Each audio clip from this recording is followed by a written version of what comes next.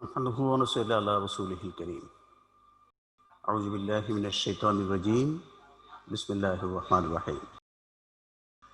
رب اشرح لي صدري ويسر لي أمري واحلل عقدة من لساني يفقهوا قولي. بسم الله الرحمن الرحيم. وقل جاء الحق وزهق الباطل إن الباطل كان زهوقا. صدق الله العلي العظيم وصدق رسوله النبي الكريم. কিউআরএফ ও লোডেস্টার readers forum কর্তৃক আয়োজিত আজকের এই অনুষ্ঠানের যারা আয়োজক, যারা এই ব্যবস্থা করেছেন, লোডেস্টার এবং কিউআরএফ এবং লোডেস্টারের দায়িত্বশীল ব্যক্তিবর্গ, সবাইকে আমি আন্তরিক অভিনন্দন জানাচ্ছি এবং সালাম জানাচ্ছি। আসসালামু আলাইকুম ওয়া রাহমাতুল্লাহ।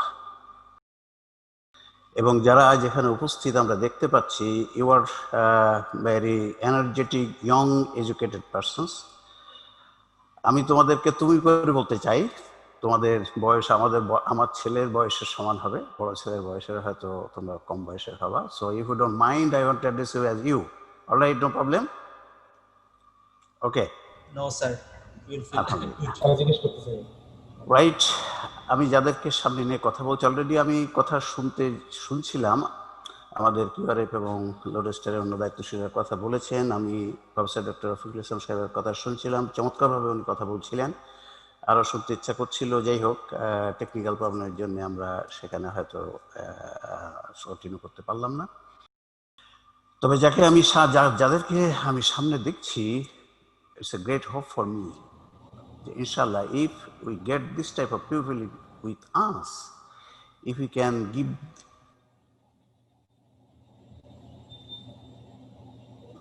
what has happened, তাহলে আশা করা যায় they can able to do lot of things for the civilization. তো সেই জন্য তোমাদেরকে সামনে পেয়ে really I am very happy. এবং যারা এই অনুষ্ঠানের আয়োজন করেছে, প্রথম থেকেই যারা চেষ্টা করেছে, definitely I will give my heart felt congratulation to them. সর্বোপরি আল্লাহ রাব্বুল আলামিন দরবারে লাখো কোটি শুকর আদায় করি, এই গ্লোবাল প্যান্ডেমিকের মধ্যে যে আমরা নিজ নিজ বাসায় বা প্রতিষ্ঠানের থেকে এটাতে যোগ দিতে পেরেছি, সেজন্য আমি আল্লাহ রাব্বুল আলামিনের দরবারে কোটি কোটি শুকর আদায় করছি। তোমাদেরকে কংগ্রাচুলেট করছি যে তোমরা কেউ লোডেস্টার বা কিউআরএফ বা লোডেস্টারের দায়বদ্ধ নও। তোমরা এসেছো নিশ্চয়ই কোরআন, ইসলাম, মানবতা ইত্যাদির কথা চিন্তা করে। স্নেহের উপস্থিতি, আমি প্রথমেই যে কথা বলছি, যে সাবজেক্টটি আমরা কথা বলবো, সেটা হচ্ছে আমাদের যে বইটি তোমরা অলরেডি শুনেছো যে আমাদের 39 রিসার্চ পাবলিশ হয়েছে অলরেডি। তার 30 নম্বর বইটি, যেটা হচ্ছে যে গভীর ষড়যন্ত্রের মাধ্যমে মুসলিম জাতীয় বিশ্ব মানবতার মূল জ্ঞানে ভুল ঢোকানো হয়েছে, মেইনলি এই বইটা। তবে এই বইটাতে আমরা কিছু আপডেট করেছি, আমরা সবসময় আপডেট করি প্রেজেন্ট সিচুয়েশন অনুযায়ী। সেই জন্যে যে নামটি আজকে হবে সাবজেক্টের, সেটির নামটি হচ্ছে কোভিড-19 সহ বিশ্ব মানবতার বর্তমান অবস্থার মূল কারণ। কোভিড-19 সহ বিশ্ব মানবতার বর্তমান অবস্থার মূল কারণ। এই সাবজেক্টে আমরা ডিটেইল আলোচনা করতে চাই তোমাদের সামনে। এটা হয়তো আজকে আমাদের উদ্বোধনী হচ্ছে, একটি পর্বে এটা শেষ করা যাবে না। তো আমরা ডিটেইল আলোচনা করতে চাই এবং আলোচনার পরে তোমাদের কাছে প্রশ্ন নিব আমরা। তোমরা যে কোনো ধরনের প্রশ্ন করতে পারবে। তো প্রথমেই যেটি আমি বলতে চাই, আমরা কিউআরএফ এবং ওদিকে লোডেস্টার আছে। কিউআরএফ কারা পরিচালনা করছে, কি তাদের উদ্দেশ্য, কি তারা করে, এটা সম্বন্ধে একটু ধারণা তোমাদেরকে দিতে চাই। তারপরে আমরা মূল সাবজেক্টে চলে যাব ইনশাআল্লাহ। চলো আমরা শেয়ারিং চলে যাই, স্লাইড প্রেজেন্টেশনে।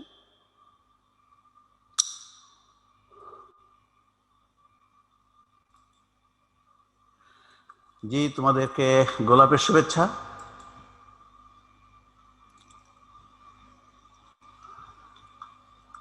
আমাদের সাবজেক্ট হচ্ছে কোভিড-19 সহ বিশ্ব মানবতার বর্তমান অবস্থার মূল কারণ ও প্রতিকার।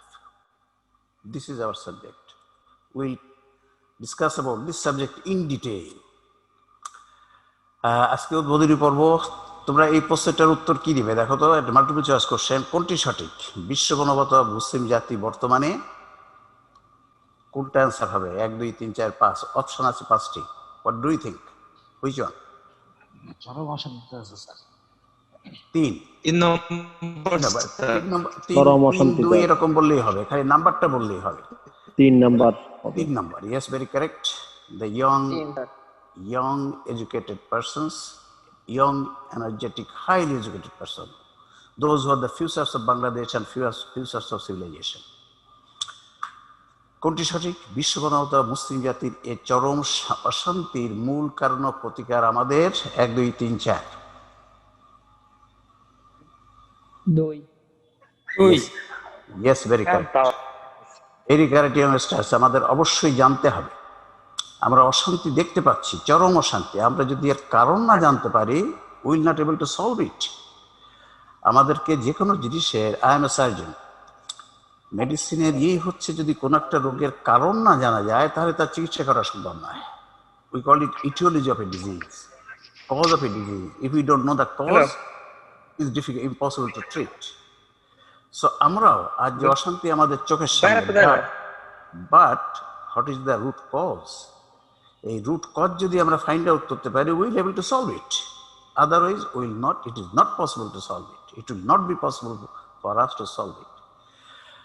আমরা একটু আয়োজক প্রতিষ্ঠানটা তোমরা একটু দেখে নাও। আমাদের অলরেডি আমাদের এসিও, আমাদের ডিসিও ওনারা বলেছেন সংক্ষিপ্তভাবে। আমি আর একটুখানি তোমাদেরকে জানাতে চাই প্রতিষ্ঠানটা কি করছে, আর একটুখানি detail, so that you can understand what we are doing, what we want to do. আমরা কি করতে চাই, তোমাদেরকে কোথায় নিতে চাই, কি আমাদের উদ্দেশ্য, তোমরা বুঝতে পারবে। কোরআন রিসার্চ ফাউন্ডেশনের পরিচিতি, এটা যাদের প্রতিষ্ঠান, এটা হচ্ছে জাতি, বর্ণ, ধর্ম, গোত্র, পুরুষ, মহিলা ও রাজনৈতিক পরিচয় নির্বিশেষে সকল মানুষের প্রতিষ্ঠান। আমরা কিউআরএফকে সকল মানুষের প্রতিষ্ঠান বানিয়েছি, কারণ কোরআন ইজ হুদাল লিন-নাস। আমরা ভাবি কাদেরকে নিয়ে? বিশ্ব মানবতাকে নিয়ে। কিউআরএফ খালি বাংলা নিয়ে এসে ভাবে না, বাংলাদেশ নিয়ে ভাবে না, মুসলিম উম্মা নিয়ে ভাবে না। আমরা হোল পৃথিবী নিয়ে ভাবি। হোল পৃথিবীর যে অশান্তি সেটা নিয়েই ভাবি। কি জন্য এই হোল পৃথিবীতে এই অশান্তি হলো? এর মধ্যে মুসলিম উম্মা আছে, এর মধ্যে বাংলাদেশ আছে। ইউরোপের কাজ কি? কোরআন ও সুন্নাহ নিয়ে গবেষণা ও দেওয়া। This is our root work.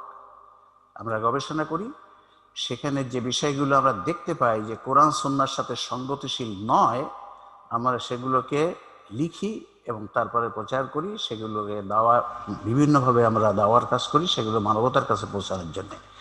আমাদের থিম স্লোগান তোমরা অলরেডি শুনেছো, সঠিক জ্ঞান ও জীবনযাপন, সুখময় বয় জীবন। এটা আমাদের থিম স্লোগান। কিউআরএফের yes, I am the founder and current chairman. তাই কিউআরএফকে জানতে বুঝতে হলে আমার সম্বন্ধে তোমাদের কিছু জানা দরকার।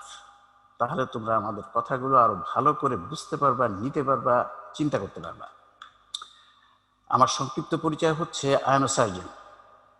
আমি মাদ্রাসার শিক্ষা নিয়ে বিরাট কিছু পড়াশোনা করে, কোরআন হাদিস ফিকের পরে, I am not a person like that, educated সেরকম নয়। আমাদের ডক্টর রফিক সাহেব যেমন, he is highly educated in ইসলামী education, he is a PhD holder. But I am MBBS pass করেছি ঢাকা মেডিকেল থেকে, এফআরসিএস করেছি গ্লাসগো থেকে, the highest degree of surgery from England, Royal College of Physicians and Surgeons of Glasgow.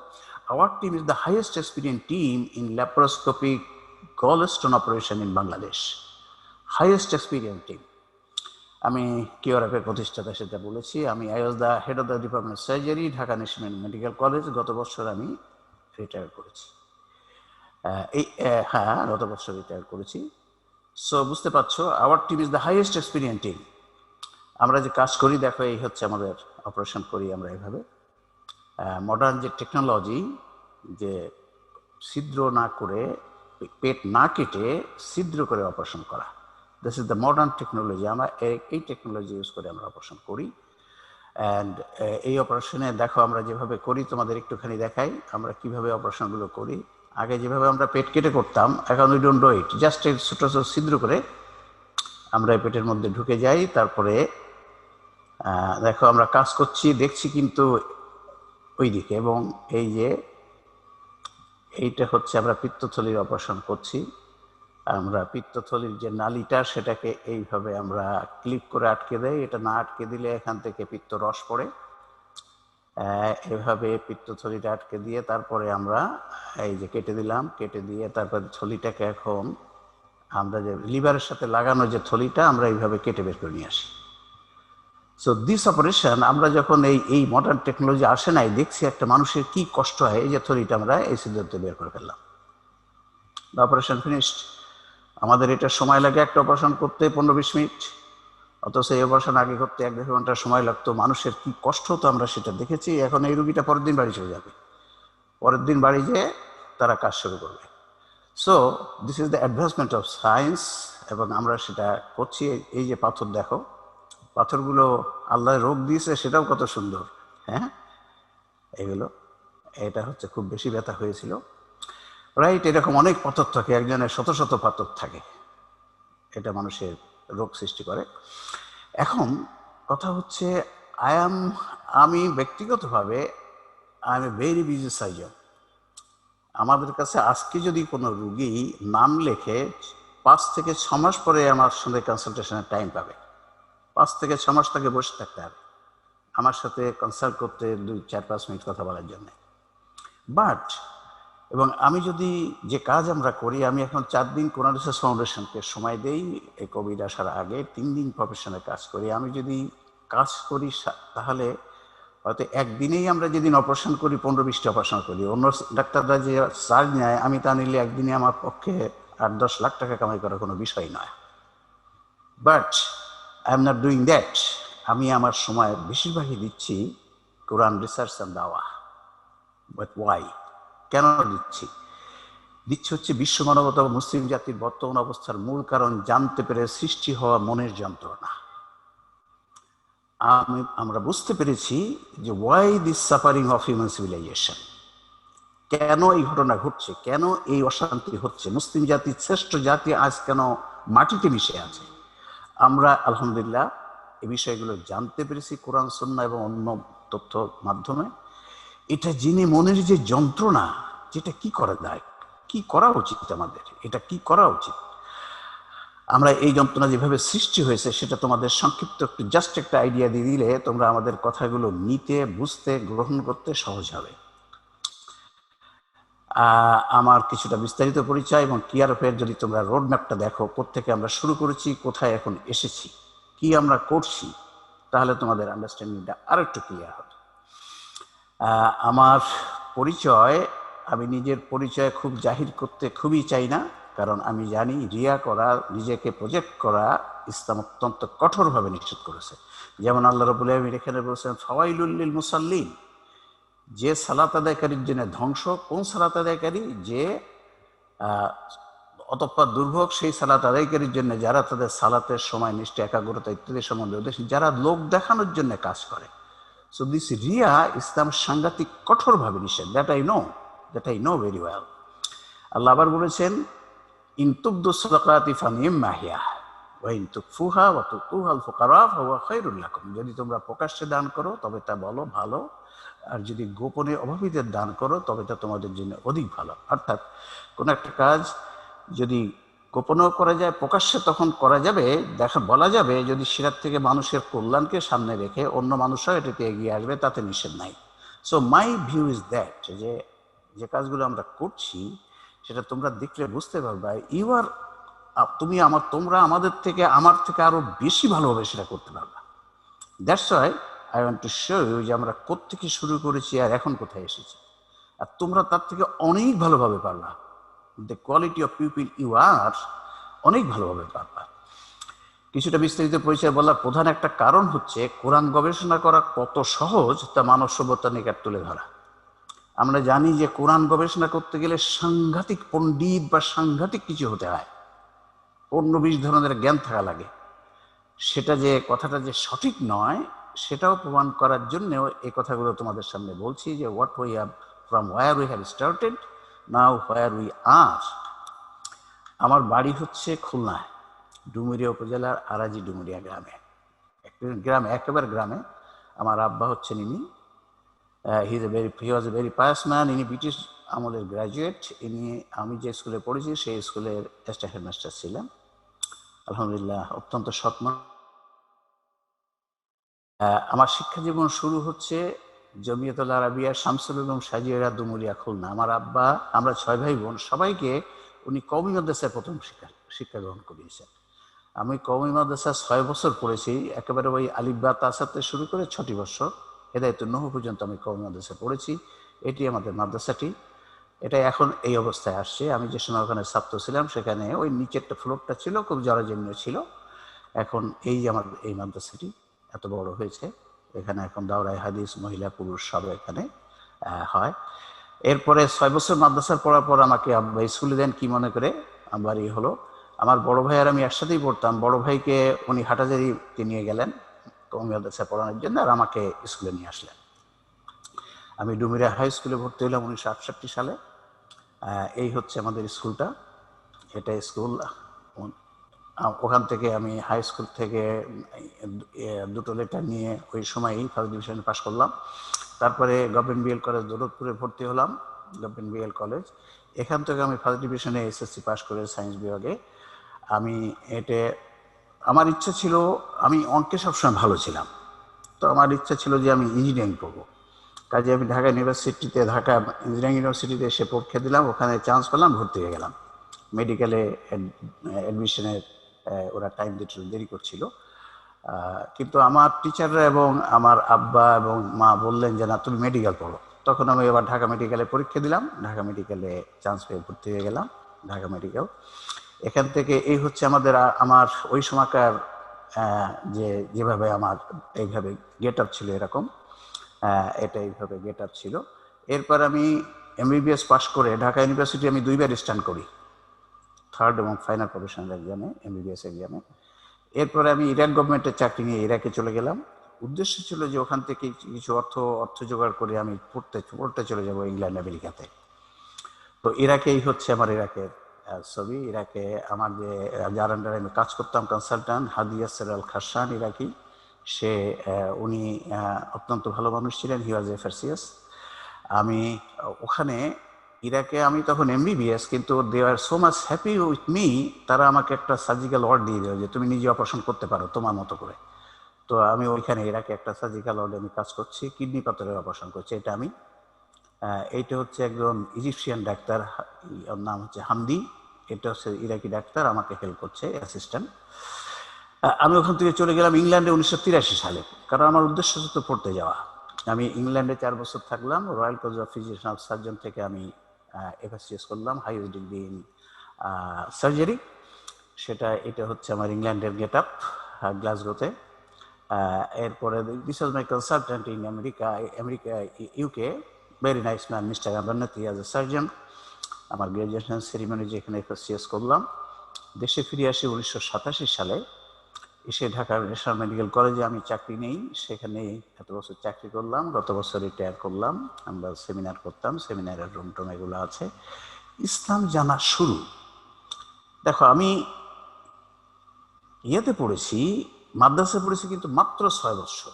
সেই প্রথম থেকে মাত্র 6 বছর, আলিফ বা তাসার থেকে কতটুকু আমি জেনেছি, অল্প কিছু জানতাম ওই সময়, কিছু ওই ফালা এটুকু একটু পড়তাম, আর কিছু আমার এখন মনে নেই। ইরাকে যেটা সুবিধা হয়েছিল, যেহেতু আমি ডাক্তার, আরবদের সাথে কথা বলতে হতো, সেই জন্য আমি কুইক অ্যারাবিক শিখে যাই, অ্যারাবিক কথা বলা শিখে যাই। ওরা আমাকে বলতো যে হাজা তাবিব মাসরি, যেহেতু মিশরি ডাক্তার, যেহেতু একটু লম্বা ওই ইরাকি মিশাদির মতো, তারপরে চুলটাও একটু কোকড়া কোকড়া। তো দেশে এসে আমার একদিন হঠাৎ মনে হলো যে ইংল্যান্ড থেকে ফিরে দেশে আসার পর একদিন মনে হলো ইংরেজি লেখা বড় বড় বই পড়ে আমি এফআরসিএস সার্জন হয়েছি। জীবিকার জন্যে বড় বড় ইংরেজিতে লেখা বই পড়েছি, যা আমার মাতৃভাষা ছিল না। আমি যদি আল্লাহর কাছে চলে যাই এবং আল্লাহ যদি জিজ্ঞেস করেন যে তুমি তো বড় বড় ইংরেজিতে লেখা বই পড়েছিলে, তোমার জীবন পরিচালনার জন্য যে গাইড বইটা আরবি আমি দিয়েছিলাম, আরবিতে কোরআন দিয়েছিলাম, তুমি কি সেটা বুঝে পড়েছ? এটা আমার মনের সাংঘাতিকভাবে ধাক্কা দিল। তাই তো, আমি তো কখনো কোরআন বুঝে পড়ি নাই, আমি তো কোরআন না বুঝে খতম দিয়েছি, অনেক বুঝে তো পড়ি নাই। এ কথা যদি আল্লাহ জিজ্ঞেস করে কি বলবো? তখন আমি কোরআন বুঝে পড়তে শুরু করলাম। একটা তাফসির, মেইন একটা তাফসির নিলাম, আর 3-4টা তাফসির আমার এটা থাকতো। আমি ফজরের নামাজের পরে গাড়িতে বসে অফিসে যেয়ে যখন একটু সময় পেয়েছি এইভাবে পড়েছি। এভাবে টোটাল তাফসির শেষ করতে আমার 3 বছর সময় লাগে। আমি আন্ডারলাইন করে নোট করে পড়েছি। পুরা কোরআনের তাফসীর পড়ে আমি হতবাক হয়ে গেলাম যে কোরআনে কি লেখা আছে আর মুসলিম জাতি কি জানে। আমি তো ইরাকে ছিলাম, আমি সৌদি আরবে গিয়েছি, আমি ইংল্যান্ডে গিয়েছি, আমেরিকায় গিয়েছি, মুসলমানদের অবস্থা দেখেছি, কিন্তু আমি তো অনেক বৈপরীত্য দেখতে পাই। কোরআনে যা লেখা মুসলিম জাতি তা অন্যরকম জানে, ভিন্ন জানে। তখন আমার মনে হলো কিছু একটা করা দরকার। কি করা দরকার? তখন এ আয়াত মনে হলো, ইন্নাল্লাযীনা ইয়াকতুমুনা মা আনজালাল্লাহু মিনাল কিতাবি ওয়া ইয়াশতারুনা বিহি সামানান কালীলা। অর্থ, নিশ্চয়ই যারা আল্লাহ কিতাবে যা নাজিল করেছেন তা গোপন করে এবং বিনিময়ে সামান্য কিছু ক্রয় করে অথবা সামান্য ওজনের কারণে কোরআনের বিষয়ে গোপন করে, তারা যেন পেট আগুন দিয়ে ভরে। আল্লাহ কিয়ামতের দিন তাদের সঙ্গে কথা বলবেন না এবং তাদের পবিত্র করবেন না, অর্থাৎ ছোটখাটো গুনাহ মাফ করবেন না, আর তাদের জন্য রয়েছে কঠিন শাস্তি। কথা আয়াত মনে আসার পরে মনে হলো, না, বসে থাকা যাবে না। আমি যা জানতে পেরেছি তা আমাকে প্রচার করতে হবে, বলতে হবে, মানুষকে জানাতে হবে, নাহলে পরকালে জান্নাতে যাওয়ার কোনো সুযোগ নেই। তখন আমি মনে করলাম লিখতে হবে। তো মনে হলো আচ্ছা লিখবো, যে আমি তো হাদিস এখনো পড়ি নাই, কোরআনের ব্যাখ্যা তো হাদিসেই তো জানি। তারপরে আমি হাদিস পড়তে শুরু করলাম, রিয়াদুস সালিহিন, মিশকাতুল মাসাবি পুরা পড়লাম। পড়ে যে সেখানেও যে দেখি আর হাদিসে কি আছে আর মুসলিম জাতি কি জানে, সেখানেও আর এক ধাক্কা খেলাম। তারপরে আমরা লিখতে শুরু করলাম। আমাদের প্রথম বই হচ্ছে মানব সৃষ্টির উদ্দেশ্য। এটা আমরা লেখা শুরু করি 1996 সালে, আর শেষ হয়, প্রকাশ হয় 1997। এইভাবে আমাদের টোটাল 49টি বই বেরিয়েছে, 39টি বই বেরিয়েছে। এভাবে 39টি বই, এই বিভিন্ন নামে 39। নামাজ কেন মুসলিম মুমিনের 1 নম্বর কাজ, আমল কবুলের শর্ত, কমন সেন্সের গুরুত্ব। এইভাবে এই করোনার মধ্যে আমরা 4টি গবেষণাত্মক বই প্রকাশ করেছি। আমি যেহেতু এখন কাজে যাচ্ছি না, এভাবে আমাদের বই বেরিয়েছে 39টি এ পর্যন্ত। এই সব নাম আছে। এইভাবে আমরা এখন এর ডিজাইনটা, এটা আমাদের আগের কাভার ডিজাইনটা এরকম। এই বইটা হচ্ছে এখন আজকে আমরা তোমাদের সাথে যে প্রেজেন্ট করবো, যে গভীর সংযত্তের মাধ্যমে মুসলিম জাতীয় বিশ্বমানবতার মূল জ্ঞানে ভুল ঢুকানো হয়েছে। এইভাবে আমাদের এই বইগুলো আছে। আমরা কলবের অবস্থান নতুন, আমরা কাভার ডিজাইন এইভাবে করেছি, আগেরটা চেঞ্জ করে, যে মানুষের শরীরে কলবের অবস্থান কোথায়, এ ব্যাপারে মুসলিম জাতীয় বিশ্ব মানবতা যা জানে, সেখানে অসুবিধা আছে আমরা তোমাদেরকে দেখাবো। তওবা কবুলের শেষ সময়, ইবলিস ও তার দোসরদের ষড়যন্ত্রের কবলে জ্ঞানের ইসলামী উৎস, নীতিমালা।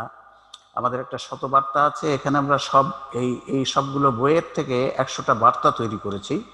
একসাথে বার্তা তৈরি করে এইভাবে আমরা হাদিস সম্পর্কে 3টি গুরুত্বপূর্ণ তথ্য, বার্তাটা থাকে, তারপরে তথ্যসূত্র থাকে, কোন বইতে এটা আছে, কোন বইতে পাওয়া যাবে, কোন কোন কোন কোরআনের কোন আয়াত কত নম্বর হাদিসে পাওয়া যাবে, এসব এরকম লোকেশন দেওয়া আছে। ছোট্ট একটি বই, পকেটে রাখার মতো বই। এরপরে আমরা যেটা করলাম, আল কোরআনের যুগের জ্ঞানের আলোক অনুবাদ। আমরা যখন দেখলাম যে আমাদের বইগুলো তো যখন মানুষ পড়ে, কিন্তু যখন কোরআনে যায় এই আয়াতগুলোর ঠিক ওই রকম অর্থ তারা পায় না, তখন আমরা মনে করলাম আমাদের কোরআনের অনুবাদ লেখা দরকার। আমরা কোরআনের অনুবাদ লেখা শুরু করলাম। আমি যখন এই করে একটা অনুবাদ সম্পাদনা করে আমরা এটা লিখেছি, আমি তখন আরবি গ্রামের জ্ঞান আমার খুবই কম, কিন্তু আমরা লিখেছি। তোমরা পড়ে দেখো, এর 4টি ফরম্যাট আছে। আমরা প্রথমে প্রকাশনা অনুষ্ঠান করি জুলাই 2015-তে। আমাদের একটা 200 শব্দের একটা অভিধান আছে। এই 200 শব্দ পড়লে 2/3 অফ কোরআনের অর্থ বোঝা যাবে। আমরা কোরআনিক আরবি গ্রামার লিখতাম। আমাকে অনেক প্রশ্ন করতে লাগলো, আসলে আপনি তো আরবি গ্রামার জানেন না, আপনি কোরআনের অনুবাদ লিখেছেন। আপনারা, আমাদের অনুবাদে একটা এডিটোরিয়াল বোর্ড আছে, কিন্তু মেইন অনুবাদটা আমি করে তারপর বাকিদের দেখতে দিয়েছি যে আপনারা একটু দেখে দিন। তখন আমি আরবি গ্রামারের শেখার জন্য কয়েকটি ক্লাসে যাই ভর্তি হলাম, ঢাকাতে যে সমস্ত ক্লাস আছে। ওই ক্লাসে ভর্তি হয়ে দেখলাম এমন কঠিনভাবে শেখানো হয়, 4-5টা ক্লাস করার পরে আর কেউ থাকে না। তখন আমি নিজেই আরবি গ্রামারের বই কিনে বসে গেলাম লিখতে। তারপরে আমরা কোরআনিক আরবি গ্রামার লিখলাম। তোমরা দেখে পড়ে যে কত সহজ করে কোরআন শেখা যায়, কত সহজ করে। আমাদের কি বলে রাইটার্স ফোরাম আছে, এরপরে আমাদের জার্নাল আছে। এরপরে আমরা যে কাজটা করতে যাচ্ছি, সনদ ও মতন সহিহ হাদিস, পৃথিবীতে প্রথম। সনদ ও মতন সহিহ হাদিস পৃথিবীতে নাই, বর্তমানে যে হাদিস আছে সেটা সনদ সহিহ হাদিস। আমরা দাওয়া শুরু করলাম আমাদের টিমে, অপারেশন টিমেই আমরা প্রথমে দাওয়া শুরু করি। আমাদের সাথে কাজ করে প্রায় 50 থেকে 60 জন ডাক্তার আছে। একটা অপারেশন শেষ হয়, আমি যেদিন অপারেশন করি 15-20 জন রোগী অপারেশন করি, 20-22 জন এরকম। একটা অপারেশন শেষ হয়, আর এক গ্রুপ আসে, আবার শেষ হয়, আবার আর এক গ্রুপ আসে। তাদের মাধ্যমে আমরা দাওয়া শুরু করলাম। এভাবে আমরা কাজ করি। এরপরে আমাদের ওখানে পরামর্শ হলো, না এখানে তো আমরা 60-70 জন ডাক্তার, একটা জেনারেল মানুষের একটা মাসের কাছে দাওয়াত দিতে হবে। তখন আমরা ব্যায়াম মিলনায়তনে দেখো আমরা আলোচনা করলাম এভাবে, সব থেকে বড় যে মিলনায়তন সেখানে আমরা এভাবে প্রতি মাসে একবার করে কোরআনিয়া নাম দিয়ে এভাবে মানুষের সাথে রিপ্রেজেন্ট করতে লাগলাম। দেখলাম মানুষের খুব চমৎকারভাবে নিচ্ছে বিষয়গুলো। তখন আমরা রেজিস্ট্রেশন করলাম। আমরা মনে করলাম এরপরে যে আলেমদের নিয়ে কথা বলা দরকার, যে আমরা তো সাধারণ মানুষের কথা বলছি, যারা এটা প্রচার করে তাদেরকে নিয়ে। তখন আমরা আলেমদের ডাকলাম, আলেমদের নিয়ে কথা বলা শুরু করলাম। তারপরে টিভি প্রোগ্রাম আমরা শুরু করলাম, মহাসত্য আল কোরআন। এরপরে আমরা ইন্টারন্যাশনাল অন্য কোনো ব্যক্তিরা এরকম চিন্তা করছে কিনা খুঁজলাম। আমরা একজন লোকের সন্ধান পেলাম, প্রফেসর ডক্টর ইসরার আহমেদ খান। উনি IIUM মালয়েশিয়ার অ্যারাবিক ডিপার্টমেন্টের প্রফেসর। ওনার একটা বই পড়ে আমি দেখলাম যে ওনার চিন্তাধারা আমাদের চিন্তাধারার সাথে মিল আছে। তখন আমি ওনার সাথে, হি ইজ অ্যান ইন্ডিয়ান, কিন্তু ওখানে অ্যারাবিকের প্রফেসর IIUM এর, ওনার সাথে কথা বলে ওনার সাথে অ্যাপয়েন্টমেন্ট নিয়ে আমি চলে গেলাম মালয়েশিয়াতে। ওনার সাথে দেখা হলে উনি যখন আমাদের এই কথাগুলো শুনলো, হি ওয়াজ সো হ্যাপি যে তোমরা এই কাজ করছো, এত গুরুত্বপূর্ণ মৌলিক কাজগুলো তোমরা করছো। তখন ও বললো যে ঠিক আছে, will arrange a seminar with our professor, you just deliver a lecture there. ওনরা ইউনিভার্সিটি আয়োজন করলো, এই যে সেমিনারের নোটিশ দিল। আমরা ইউনিভার্সিটি ইসরার আহমেদ খান, আমরা ইউনিভার্সিটি প্রফেসরদের সাথে আকিমুসসালাত নিয়ে কথা বললাম। তারা সো হ্যাপি যে এইভাবে তো আমরা আগে কখনো এইভাবে চিন্তাও করিনি। তখন ওনরা ইয়ে দিল, বলে আমাদের স্টুডেন্টদের সাথে তোমরা একটু কথা বলো। তখন আমরা স্টুডেন্টের সাথে লেকচার দিলাম। এত খুশি হলো তারা যে চমৎকার চমৎকার। এরপরে আমরা দেশে কোরআনের লেখার সিদ্ধান্ত নিলাম, যুগের জ্ঞানের অনুবাদ আমরা প্রকাশ করলাম। আমরা শেরাটনে এটা প্রকাশন অনুষ্ঠান করেছিলাম, ডিগনিটারিদের দাওয়াত দিয়েছিলাম যে কেন যুগের জ্ঞানের আলোকে অনুবাদ লিখতে হবে, কেন কোরআনের একটা তাফসীর বা অনুবাদ একজন বের করেছে আজ থেকে 800 বছর আগে, 700 বছর আগে, সেটাই চলছে, কিয়ামত পর্যন্ত চলবে। তখন আমরা ওখানে ব্যাখ্যা দিলাম, বললাম, and people are very much happy. আমরা এটা করলাম। এরপরে আমাদের নিজেদের যে এখন স্পেসটা আছে কোরআন রিসার্চ ফাউন্ডেশন, সেখানে আমরা প্রোগ্রাম শুরু করলাম 3-in-1 কোরআন শিক্ষা কোর্স নামে। এভাবে আমরা ওখানে লেকচার দেই। আমাদের অডিটোরিয়ামে 100 জন লোক থাকে। আমরা প্রতি শুক্রবার এখানে 3-in-1-এর নাম এখন 4-in-1 হয়েছে। এখানে সাধারণ শিক্ষিত মানুষরা, মহিলা এবং পুরুষরা। এরপরে আমরা ডাক্তারদের সাথে, ইসরার আহমেদ খান ঢাকায় আসলো, তাকে আমরা নিয়ে আসলাম আমাদের QRF-এ, ছবি নিয়ে দিলাম বাসায়। এরপরে আলেমদের নিয়ে আমরা প্রোগ্রাম শুরু করলাম। তারা যখন দেখলো এই কথাগুলো এবং স্লাইড প্রেজেন্টেশন সব, তারা দেখে তো ভীষণ খুশি যে চমৎকার, এই কথাগুলো তো আমরা এইভাবে আগে দেখি নাই। এভাবে ওয়াজিনদের সঙ্গে আমাদের অনুষ্ঠান QRF-এ আমরা একদিন করে একেবারে পুরা সকাল থেকে সন্ধ্যা পর্যন্ত যারা ওয়াজ করছে তাদেরকে নিয়ে। এরপরে আমরা কবি সাহিত্যিকদের নিয়ে ডাকলাম, যে যারা হাতে কলম আছে তাদেরকে এই তথ্যগুলো দিতে হবে, so that they can write. আমাদের এই কবি সাহিত্যিক নিয়ে প্রতি মাসেই একটা করে অনুষ্ঠান হয়, এবং ওই মাসে আমি যে সাবজেক্ট প্রেজেন্ট করি, পরের মাসে তারা 1 মাস ধরে ওই সাবজেক্ট নিয়ে কবিতা রেখে, পরের মাসে এসে সেটা তারা প্রেজেন্ট করে, আমরা আরেকটা সাবজেক্ট করি। এই প্রোগ্রামটা আমাদের চলছে, প্রতি মাসে একটা প্রোগ্রাম, এই যে কবি সাহিত্যিক দিনের প্রোগ্রাম। এরপর আমরা বাসাইকুতুল আমাদের নিয়ে, আমির হামজা এখানে ছিল আমাদের এখানে, 6 দিন সে করেছে, আমাদের এখানে ছিল, শেয়ার করেছে। এরপর ইমাম খতিবদের নিয়ে, যে যারা প্রতি সপ্তাহে ইমাম খুতবা দিচ্ছে, হাজার হাজার মানুষের সাথে কথা বলছে, তাদেরকে নিয়ে আসলাম। বড় মসজিদের খতিব তারাও খুব লাইক করলো। এরপরে আমরা ইসলাম বিশ্ববিদ্যালয়ের টিচার, আমাদের সাথে কেউ কেউ বললো, শুনলাম যে ওনারাই কিছু আলেমদের নিয়ে আসে যারা অত জ্ঞানটান নাই, কাজেই তারা এই ব্রেন ধুলাই করে, উনি যা বলে তাই শোনে। তখন আমরা বিশ্ববিদ্যালয়ের টিচারদের নিয়ে শুরু করলাম, teachers of university, Dhaka university. Doctor Rafiq সাহেব আমাদের এখানে আসছেন, দেখেছেন উনি, এই পাশেই মনে হয় ডক্টর রফিক সাহেব। এরপরে এই যে রাজশাহী ইউনিভার্সিটি, ইসলামিক ইউনিভার্সিটির অল আর PhD হোল্ডার্স। তারপরে ওয়াইজিনের 3 দিনের ইয়ং, 3 দিন একেবারে সকাল থেকে সন্ধ্যা পর্যন্ত 3 দিন আমাদের ওখানে আমরা থাকার ব্যবস্থা করি, খাওয়ার ব্যবস্থা করি। এটা কোভিডের আগে। এরপরে সিনিয়র আলেমদের নিয়ে, খতিবদের নিয়ে 3 দিনের অনুষ্ঠান। তারপরে কালচারাল ফোরাম আছে আমাদের, কালচারাল ফোরাম দেখতে পাচ্ছ, কামেল ক্লাসের ছাত্রদের নিয়ে। এরপরে বিশ্ববিদ্যালয়ের টিচার দিনের 2 দিনের অনুষ্ঠান। আমরা 2 দিন এসে একেবারে সকাল থেকে সন্ধ্যা পর্যন্ত, প্রফেসররা বলে যে স্যার 2 দিন কিভাবে বসে থাকলাম, উই আর প্রফেসরস। সো তারা খোরাক পাচ্ছে বলেই তারা থাকে। আমরা বিশ্ববিদ্যালয়ের টিচার দিনে এইভাবে চলছে আমাদের। এরপরে যখন কোভিড শুরু হলো, তখন তো আমরা ডাকতে পারি না, ওপেন গ্যাদারিং আর করা যায় না, সামনাসামনি। এখন আমরা শুরু করেছি জুমের প্রোগ্রাম। এটা ইউনিভার্সিটির ইসলামিক ডিপার্টমেন্টের প্রফেসরস, এটা হচ্ছে এই ইসলামিক ডিপার্টমেন্টের প্রফেসরস, এটা হচ্ছে ইয়ং প্রফেসর যারা ইসলামিক ডিপার্টমেন্টের, এখানে হচ্ছে নন ইসলামিক ডিপার্টমেন্টের, ইন্ডিয়া সব ফিজিক্স, কেমিস্ট্রি, ম্যাথমেটিক্স, অল আর প্রফেসরস, তাদের সাথে আমরা কাজ করছি। এটা আমাদের ফোন কোরআন শিক্ষা কোর্স। এটা হচ্ছে মহিলাদের নিয়ে, আমরা হাউস ওয়াইফদের নিয়ে প্রোগ্রাম করেছি সেখানে। এটা সাধারণ মানুষদের নিয়ে, এটা হচ্ছে ওলামাদের নিয়ে প্রোগ্রাম জুমে, এটাও জুমে ওলামাদের নিয়ে প্রোগ্রাম। এটা হচ্ছে ইয়ং যারা কামিল পাস করেছে বা ফাজিল ক্লাসে পড়ছে তাদেরকে নিয়ে, চমৎকার। তারা 100 জন, গত প্রোগ্রামে 145 জন তারা ছিল। দে আর সো মাচ এনলাইটেড। তো এভাবে আমাদের কাজ চলছে। এই হচ্ছে টোটাল আমাদের একটা সাধারণ ধারণা তোমাদেরকে দিলাম যে আমরা কি কাজ করছি, কি করতে চাচ্ছি। নাও চলো আমরা যেভাবে উপস্থাপন করতে চাই সেটাও তোমরা একটু দেখে নাও যে কিভাবে আমাদের প্রেজেন্টেশন শুরু হবে। যেটা কথাটা বলা হলো, আমরা তোমাদেরকেও অরেটর বানাতে চাই, ইসলামিক বিষয়ে তোমরাও প্রেজেন্ট করবে মানুষের কাছে। তো সেটাও আমরা যেভাবে করি সেটাও তোমরা একটু দেখে নিলে তোমাদের কাজে লাগবে। দেখো, আমরা কোরআন যেভাবে উপস্থাপন করেছি সেভাবে উপস্থাপন করি। কেমন সেটা আল্লাহ শেখাতে চায় এই বিষয়টা। যাদের জ্ঞান আছে এবং যাদের জ্ঞান নেই তারা সফলতা, ব্যর্থতা, পুরস্কার, শাস্তি ইত্যাদি দিক দিয়ে কখনো সমান নয়, এই কথাটা আল্লাহ শেখাতে চায়।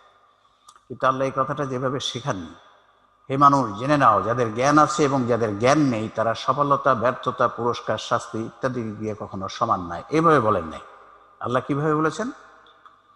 কুল হাল ইয়াস্তাবিল্লাযিনা ইয়ালামুনা ওয়াল্লাযিনা লা ইয়ালামুন, বলো যারা জানে আর যারা জানে না তারা কি কখনো সমান হতে পারে? জাস্ট মানুষের কাছে আল্লাহ একটা প্রশ্ন ছুড়ে দিয়েছে, শিখাতে চায় কিন্তু এই কথাটা, যারা জানে এবং যারা জানে না তারা কখনো সমান হতে পারে না, এই কথাটা শেখাতে চায়। কিন্তু প্রেজেন্ট করলেন কিভাবে? জাস্ট একটা প্রশ্ন ছুড়ে দিলেন। অর্থাৎ আসলে কথাটা এখানে এরকম, কোনটি সঠিক? যারা জানে আর যারা জানে না তারা সব দিক দিয়ে সমান, কিছু দিক দিয়ে সমান, কোনো দিক দিয়ে সমান নয়, বলা কঠিন। এরকম একটা মাল্টিপল চয়েস কোশ্চেন, এরকম একটা প্রশ্ন ছেড়ে দিলে যে কেউ এর উত্তর দিতে পারবে। এভাবে আল্লাহ অনেক দিক কোরআনে দেখো যে মাল্টিপল চয়েস কোশ্চেনের মতো প্রশ্ন ছুড়ে দিয়েছে। তাই কোরআনিক উপস্থাপন পদ্ধতি হলো বহু নির্বাচনী প্রশ্ন উত্তর আদান প্রদান পদ্ধতির মাধ্যমে উপস্থাপন। তাহলে কোনটি সঠিক? কোরআন অনুযায়ী শিক্ষা হলো কোনটা বলবে? এই যে আল্লাহ বহু নির্বাচনী প্রশ্নের মাধ্যমে টিচিং দিচ্ছে, তাহলে কোরআন অনুযায়ী শিক্ষক হলেন কি হবে, কি বলা যাবে? 1, 2, 3, 4 কোনটা হবে? জ্ঞান শেখানোর সহায়ক ব্যক্তি না জ্ঞান গিলিয়ে দেয়া ব্যক্তি? অথবা কোনোটি সঠিক নয়, তোমরা কোনটা মনে করো? 1 number. Yes, teacher is a facilitator of knowledge. Teacher কিন্তু জ্ঞান গিলিয়ে দেওয়ার সত্তা নয়, টিচার হবে ফ্যাসিলিটেট করবে। যে প্রশ্ন ছুড়ে দেবে হয়তো একটু 19-20 করে দিতে হবে। পশ্চিমা শিক্ষা ব্যবস্থায় এ পদ্ধতি খুবই জনপ্রিয়। আমি যখন 1983-তে FSCS পরীক্ষা দিয়েছি তখন মাল্টিপল চয়েস কোশ্চেনের পরীক্ষা হয়েছে। তাহলে ওরা কত আগে এটা চালু করেছে। বর্তমান মুসলিম বিশ্বে ইসলাম শিক্ষা ব্যবস্থার শিক্ষক হলেন, তোমরা কোনটা বলবা? বর্তমান মুসলিম বিশ্বে সাধারণত কিভাবে শেখানো হয়? বেশিরভাগই হচ্ছে 2য় নম্বর। কেমনি দেখো, সেটেলড ইস্যু নিয়ে কথা বলা যাবে না। তার মানে কি, যা অলরেডি বানিয়ে দেওয়া হয়েছে সেটাই মুখস্থ করে যেতে হবে। এই কথাটা যারা একটু শিক্ষিত তারাই বলে, মানে একটু টাউনে বা কিছুটা সাধারণ শিক্ষা পেয়েছে। আর যারা গ্রামের দিকের আলেমদের জিজ্ঞাসা করলে বলে শরবত খেয়ে যেতে হবে, আর শরবত বানানো যাবে না। মানে আগে যা হয়েছে ওই খালি গিলিয়ে যাবা, এটাই নলেজ ট্রান্সফারের সিস্টেম। Very word. তাই আমাদের আলোচনা বহু নির্বাচনী প্রশ্ন উত্তর আদান প্রদান পদ্ধতির মাধ্যমে উপস্থাপন হবে ইনশাআল্লাহ। চলো এখন আমরা চলে যাই আমাদের সাবজেক্টে। এরকম প্রশ্ন আসবে, তোমরা প্রশ্নের উত্তর দিবা, আমরা এভাবে ইনশাআল্লাহ আমাদের শেষ করব। লাস্টে তোমাদেরকে আমরা প্রশ্ন করার সুযোগ দিব। কোভিড-19 সহ বিশ্ব মানবতার বর্তমান অবস্থার মূল কারণ ও তার প্রতিকার, এটা আমরা বলেছি চরম অশান্তিতে আছে, জানার প্রয়োজন আছে। এবার এই চরম অশান্তির মূল কারণ ও প্রতিকার যে সকল দলিলের ভিত্তিতে উপস্থাপন করা হবে। আমরা হাওয়ার থেকে কথা বলি না, আমরা সব দলিল ভিত্তিক কথা বলি। আমরা ইতিহাসের দলিল উপস্থাপন করব, একটি গুরুত্বপূর্ণ উদাহরণ দিব, আল কোরআনের দলিল বলবো, হাদিসের দলিল বলবো, 2টি বাস্তব ঘটনার দলিল বলবো। এই 5টি দলিলের মাধ্যমে তোমাদের কাছে আমরা জানাবো যে কোভিড-19 সহ বর্তমান বিশ্বের এই দুরবস্থার কারণটা কি এবং তার জন্য কি আমাদেরকে করতে হবে। And you are the people যারা এই কাজটা করতে পারবে। You are the young. আমার বয়স এখন 69। সো আমরা তো চলে যাওয়ার পথে। আমরা তোমাদেরকে এই বিষয়গুলো তোমাদের মাথায় দিয়ে দিতে চাই, so that you can change your world, you can change this world, you can change Muslim society. চলো একটা করে দেখি। প্রথমে ইতিহাসের দলিল দেখি। ইতিহাসের দলিল সঠিক না ভুল তোমরা উত্তর দাও। আজ হতে 500 থেকে 700 বছর পূর্বে মুসলিম জাতি জীবনের সব দিকে অন্য সকল জাতির চেয়ে শ্রেষ্ঠ ছিল। এই তথ্যটা সঠিক না ভুল? জি সঠিক। সঠিক, কারেক্ট। উত্তর দেবে, কুইকলি উত্তর দিলে আমরা কুইক চলে যাব। সঠিক না ভুল? বর্তমানে মুসলিম জাতি জীবনের প্রায় সকল দিকে অন্য সব জাতির চেয়ে অবিশ্বাস্য রকম ভাবে পিছিয়ে আছে। সঠিক না ভুল? সঠিক স্যার। সঠিক। তাহলে সঠিক না ভুল? মুসলিম জাতি বর্তমানে চরমভাবে অধঃপতিত। জি সঠিক। Yes, correct, thank you. একটি জাতিকে চরমভাবে অধঃপতিত করার সর্বাধিক ফলপ্রসূ পদ্ধতি কোনটি? অনেক পদ্ধতি থাকতে পারে, তার মধ্যে সর্বাধিক ফলপ্রসূ কোনটি হবে? 1 2 3 4। 2 2 Yes, yes, very good. I'll educated people. You are the young, educated, energetic participants. Correct answer দিয়েছো তোমরা। মূল শিক্ষায় ভুল। শক্তি প্রয়োগ করে একটা জাতিকে শত শত বছর অধঃপতিত করে রাখা যায় না। উদাহরণ আমরা লেটে দেখতে পারি জাপানের দ্বিতীয় বিশ্বযুদ্ধের সময় 2টি অ্যাটমিক বোম নিক্ষেপ করেছিল আমেরিকা, কিন্তু সেই জাপান মাটিতে মিশে নাই। সে এখন একটা অর্থনৈতিক শক্তি, বিজ্ঞানের শক্তি। কিন্তু মূল জ্ঞানে যদি ভুল ঢুকিয়ে দেওয়া যায় তাহলে সেই জাতির নামতেই থাকবে। That is the most effective way to demolish a nation. এখন বলো, তাহলে মুসলিম জাতির বর্তমান চরম অধঃপতনের প্রধানতম কারণ কোনটি হবে? শ্রেষ্ঠ ছিল, আজ মাটিতে মিশে আছে। কোনটি হবে প্রধান কারণ? 1 নাম্বার মৌলিক শিক্ষা ভুল ঢুকে ইয়েস, যাওয়া। কারেক্ট। Yes, correct. তাহলে বোঝা যায় যে মুসলিম জাতির মৌলিক শিক্ষায় ভুল ঢুকেছে, তা না হলে এই অধঃপতন হতো না। পৃথিবীর শ্রেষ্ঠ জাতি, জীবনের সকল দিকে শ্রেষ্ঠ ছিল, খালি ধর্মে কর্মে না, বিজ্ঞান, অর্থনীতি, সমাজনীতি, astronomy, physics, chemistry, mathematics, in all branch of science Muslim was the most superior nation of the world. সেই জাতি এইভাবে মাটিতে মিশে গেল, নিশ্চয়ই এখানে মৌলিক শিক্ষায় ভুল ঢুকেছে। এবার তোমরা বলবা, কমপক্ষে শতকরা কয়জনের মৌলিক শিক্ষায় ভুল ঢোকার কারণে মুসলিম জাতির চরম অধঃপতন ঘটেছে? কমপক্ষে কয়জন শতকরা? কমপক্ষে 99 জন। না, উত্তর কারেক্ট হয়নি। কমপক্ষে কথাটা যখন হবে তখন কি হবে? কমপক্ষে, অ্যাটলিস্ট। 51 জন স্যার। Yes, correct. অ্যাটলিস্ট 51 জন মানে মেজরিটি। কমপক্ষে 100 জনের মধ্যে 51 জন মুসলিমের মূল জ্ঞানে ভুল ঢুকেছে। এই ইতিহাস থেকে বোঝা যায় সব থেকে শ্রেষ্ঠ জাতি, নিকৃষ্ট জাতি।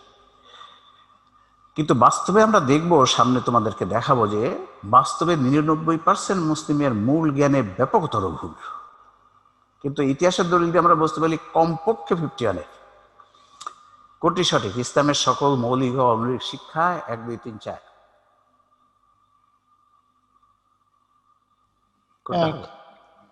এক। সকল মৌলিক ও অমৌলিক শিক্ষা কোরআনে উপস্থিত নেই। একজন বলছে নেই, আরেকজন বলছে আছে। তাহলে মত পার্থক্য আছে। আচ্ছা, মত পার্থক্যের সমাধান আমরা করব। দেখো, এই আয়াত বলছে যে, আর আমরা তোমার প্রতি যে কিতাব নাজিল করেছি তাতে রয়েছে সকল বিষয়ের স্পষ্ট বিবরণ। সকল বিষয় বলা আছে। আর এখানে বলছে মা ফাররাতনা ফিল কিতাবি মিন শাইইন, আর আমি কোরআনে কোনো কিছু উল্লেখ করতে বাদ রাখিনি। তাহলে বোঝা যায় মৌলিক অমৌলিক সব কথাই কোরআনে আছে। কোনটি সঠিক? এই দুখানি আয়াত থেকে নিশ্চিতভাবে জানা যায় কোরআনে ইসলামের কোনটা হবে। দেখো তো,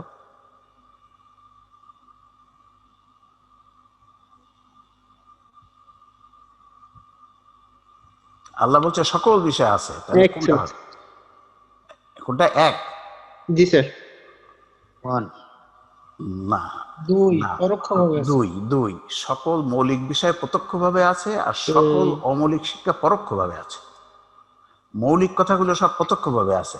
তাহলে এখন হচ্ছে অমৌলিক বিষয়গুলো আছে কেমন দেখো। অমৌলিক বিষয় খালি এই একটা সেন্টেন্সের মাধ্যমে, আতিউর রসুল, রসুলকে অনুসরণ করো। রসুলের সুন্নার মধ্যে সকল মৌলিক বিষয়গুলো আছে, ওখানে মৌলিক আছে, সকল অমৌলিক আছে, কিন্তু কোরআনে খালি মৌলিক আছে। আর একটা কথা আছে তাহাজ্জুদের সালাত, এটা আমাদের জন্য নফল, নবীর জন্য এটা ছিল অতিরিক্ত ফরজ। আচ্ছা, এখন তোমরা এই প্রশ্নটার উত্তর দাও। কোরআন অবিকৃত থাকা সত্ত্বেও ইসলামের মৌলিক শিক্ষায় ভুল ঢুকে যাওয়ার কারণ কোনটি? 1 2 3 4। সাথে একটু পড়ে দিলে সুবিধা হয়, অনেকে দেখতে পাবে। কোরআন বুঝতে পারেন নাই, একজন ব্যক্তিও মুসলিম বিশ্বে না থাকা। 2 পুরো কোরআন কোনো মুসলমান পড়ে নাই। 3 কোরআনের অনেক মূল তত্ত্ব সকল মুসলমান ভুলে গেছে। 4 গভীর ষড়যন্ত্র করে কোরআনের প্রকৃত শিক্ষা থেকে মুসলিমদের দূরে চার সরিয়ে number Yes, my dear participants, my dear participants, this is the answer. কোরআন যদি পাল্টে যেত, আমাদের কোনো বলতাম কোরআন তো চলে গেছে, আর কি হবে, আগের কিতাবগুলো যেমন পাল্টে গেছে, কিন্তু কোরআন তো অক্ষর অক্ষর ঠিক আছে। তাহলে কি ঘটলো? গভীর ষড়যন্ত্র করে কোরআনের প্রকৃত শিক্ষা থেকে মুসলিমদের দূরে সরিয়ে নিয়েছে। এটা সত্য কথা। একবার কোরআনের জ্ঞান থেকে দূরে সরে গেলে সুন্নাহর জ্ঞানের বিষয়ে কি ঘটেছে? 1 2 3 4। অবশ্যই দূরে সরেছে। অবশ্যই দূরে সরে, কারণ মূলটা থেকে দূরে সরে গেলে ব্যাখ্যাতে দূরে সরবেই। কোরআন সুন্নাহর জ্ঞান থেকে দূরে সরে গেলে আমলের ব্যাপারে কোনটি ঘটেছে? 1 2 3 4। জ্ঞানে থাকলে আমলে ভুল হবেই। 3 ইয়েস কারেক্ট। কোনটি সঠিক? এ ষড়যন্ত্রে ক্ষতিগ্রস্ত হয়েছে 1 2 3 বিশ্ব মানবতা। Yes correct. এই যে আমরা আসলাম যে বিশ্ব মানবতা আজ যে অশান্তি, তার মূল কারণ হচ্ছে ওই যে কোরআনের জ্ঞান থেকে দূরে সরিয়ে দেওয়া হয়েছে, যেটা ছিল মানব জাতির কিতাব, মানব জাতির জীবনের সকল মৌলিক কথা আছে, সেখান থেকে দূরে সরিয়ে দেওয়া হয়েছে। কোনটি সঠিক? এ ষড়যন্ত্রের মূল হোতা মানুষ। এক স্যার। মূল হোতা, মূল হচ্ছে ইবলিস। ইবলিস স্যার। মূল, সেটা আমরা দেখাবো, কোরআন কিভাবে বলেছে তোমাদেরকে সেটা দেখাবো। এখন দেখো, আমরা ইতিহাসের দলিল দেখলাম, এখন চলো আমরা যাই বিশ্বমাতা মুসলিম জাতির বর্তমান চরম অশান্তির মূল কারণ। একটা গুরুত্বপূর্ণ উদাহরণ তোমাদেরকে দেখাই, যে বাস্তব একটা ইয়ে দেখো, ইসলামের একটা তত্ত্ব। আকিমুসসালাত, এ কথাটা কি তোমরা শুনেছো কি শোনো নাই? আকিমুসসালাত সবাই তোমরা শুনেছো। কোনটি সঠিক? আল্লাহ সালাত 1 2 3 4 কোনটা? 3 স্যার। আল্লাহ কায়েম তথা প্রতিষ্ঠা করতে বলছে।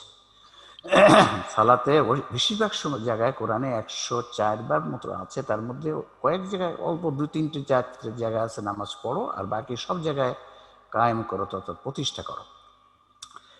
সঠিক না ভুল?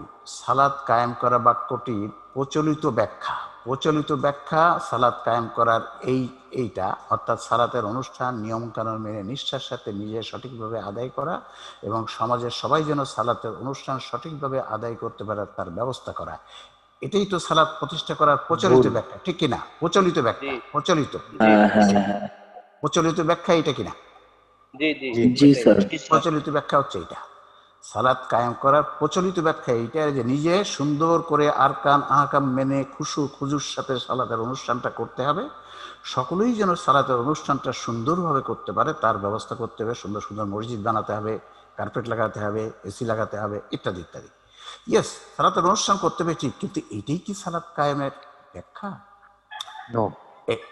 কোনটি সঠিক? সালাত কায়েম করা বাক্যের উল্লিখিত ব্যাখ্যাটিকে সঠিক বলে বিশ্বাস করা মুসলিমের সংখ্যা, এই যে ব্যাখ্যারা সালাত কায়েমের এই ব্যাখ্যাটা বিশ্বাস করে বর্তমান বিশ্বের কতজন মুসলিম?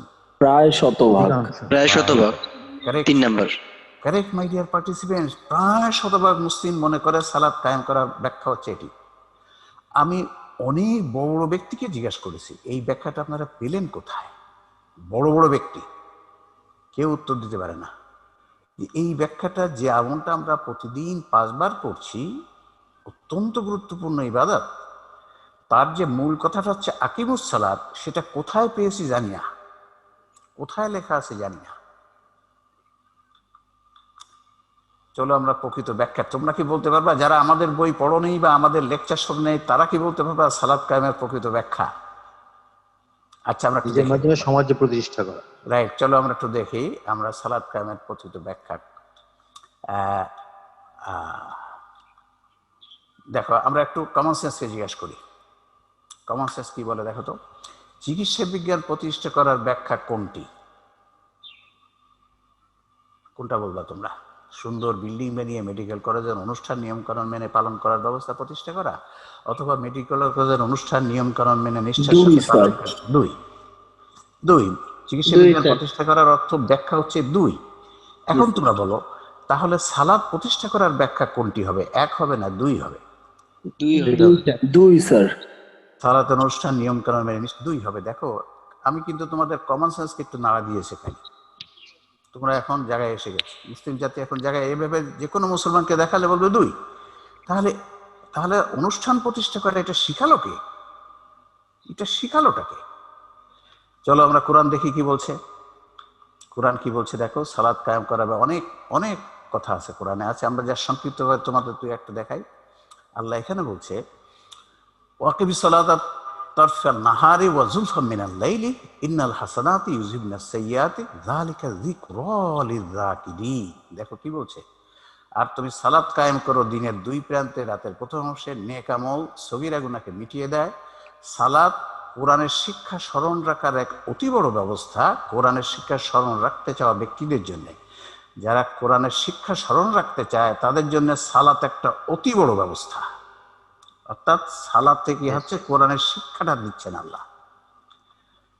তার এখানে ব্যাখ্যা হচ্ছে যে সালাত তাত্ত্বিক ও ব্যবহারিকভাবে শিক্ষা দিয়ে কোরআনের শিক্ষাগুলো শেখাচ্ছে, তাত্ত্বিকভাবে এবং ব্যবহারিকভাবে।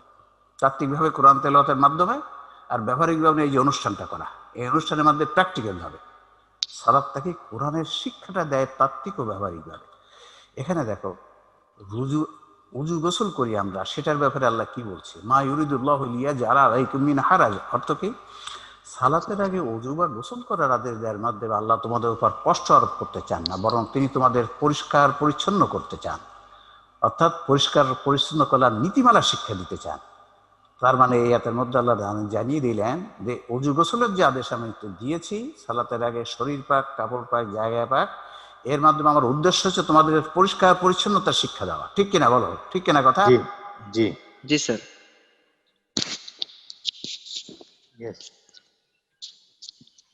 স্যার সামনে পড়তে হবে, মিউট হয়ে গেছে।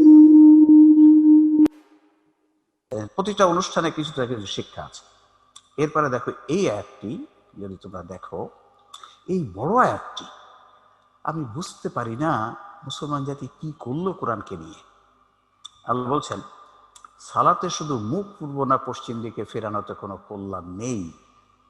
কল্যাণ আছে অনেকগুলো কাজের মধ্যে, তার মধ্যে একটা হচ্ছে সালাত প্রতিষ্ঠা করা। তাহলে যদি এই আয়াতের আমরা খালি সালাতের অংশটুকু নেই, কি দাঁড়ায়? সালাতের আয়াতের সালাত সম্পর্কিত কি সালাতের সময় মুখ পূর্ব না পশ্চিম দিকে করা তথা সালাতের অনুষ্ঠান করায় কোনো সওয়াব নেই, সওয়াব আছে সালাত প্রতিষ্ঠা করায়। আল্লাহ কি চমৎকারভাবে বলে দিচ্ছেন যে অনুষ্ঠানে সওয়াব নেই, সওয়াব আছে সালাত কায়েম করার মধ্যে। তোমরা বলো কোনটি সঠিক? তাহলে এই আয়াত অনুযায়ী সালাতের অনুষ্ঠান করা এবং সালাত প্রতিষ্ঠা করা বিষয় দুটির মধ্যে 1 2 3 4 দুই স্যার। ব্যাপক পার্থক্য আছে। অথচ মুসলিম জাতি শিখে লিখো যে সালাত কায়েম করার মানে হচ্ছে অনুষ্ঠান কায়েম করা। হায় রে, কিভাবে আয়াতগুলোকে তাহলে ওভারলুক করা হয়েছে, শিখতে দেওয়া হয়নি। এরপরে তুমি যদি দেখো ফাওয়াইলুল লিল মুসাল্লিন, এই যে সূরা মাউন, আল্লাহ রাব্বি বলছেন মাউন ফাওয়াইলুল লিল মুসাল্লিন, মুসাল্লি মানে যারা সালাত আদায় করে তারা, ওয়াইল মানে ধ্বংস বা ওয়াইল নামক জাহান্নাম। তাহলে সালাত আদায়কারীকে আল্লাহ বলছে জাহান্নামে যেতে হবে, ধ্বংস হতে হবে। সে কি কথা? আমরা তো জানি as-সালাতু মিফতাহুল জান্নাহ, সালাত হচ্ছে বেহেশতের চাবি, তাহলে জাহান্নামে যেতে হবে কেন? তাহলে দেখো আল্লাহ কেন জাহান্নামে যেতে, এই পরের যে 3টি দোষ, এই দোষ যাদের মধ্যে থাকবে যে সালাত আদায়কারীর মধ্যে, তারা জাহান্নামে যেতে। কি কথা এখানে বলছেন? অতঃপর দুর্ভোগ ওয়াইল নামক জাহান্নাম সেই সালাত আদায়কারীর জন্য যারা তাদের সালাতের সময়, নিষ্ঠা, একাগ্রতা ইত্যাদি সম্বন্ধে উদাসীন, যারা লোক দেখানোর জন্য কাজ করে, আর ছোটখাটো জিনিসে মানুষকে দান করা হতে বিরত থাকে। কি পথ?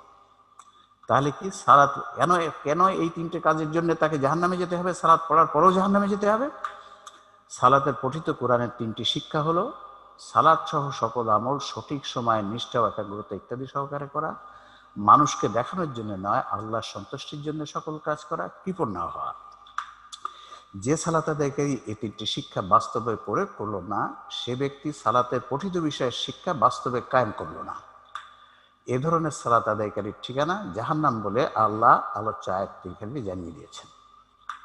আর এর কারণ হলো ওই সালাত আদায়কারীগণ সালাতের অনুষ্ঠান করেছে, কিন্তু সালাতের অনুষ্ঠান থেকে শিক্ষা নিয়ে সে শিক্ষা ব্যক্তি ও সমাজ জীবনে প্রতিষ্ঠা করেনি।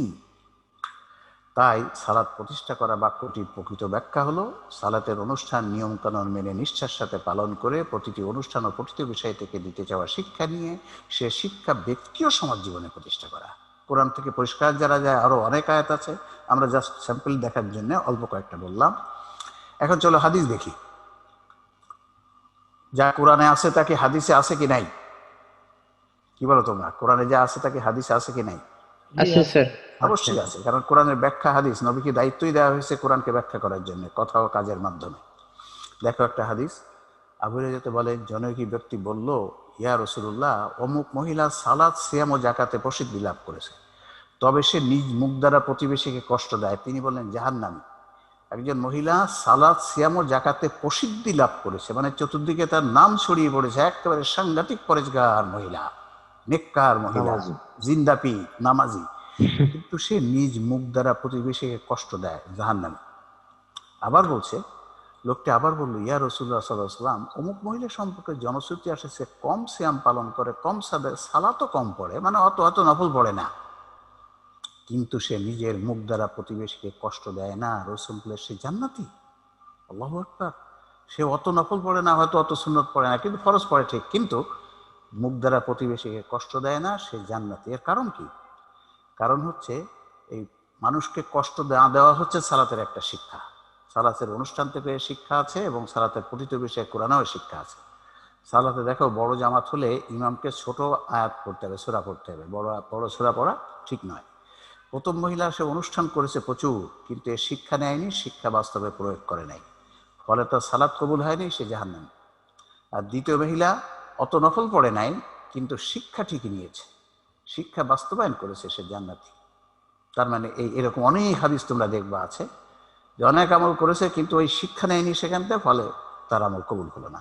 তাহলে এখান থেকে বোঝা যায় সালাত কায়েম করা কথাটির ব্যাখ্যা অনুষ্ঠান কায়েম করা নয়।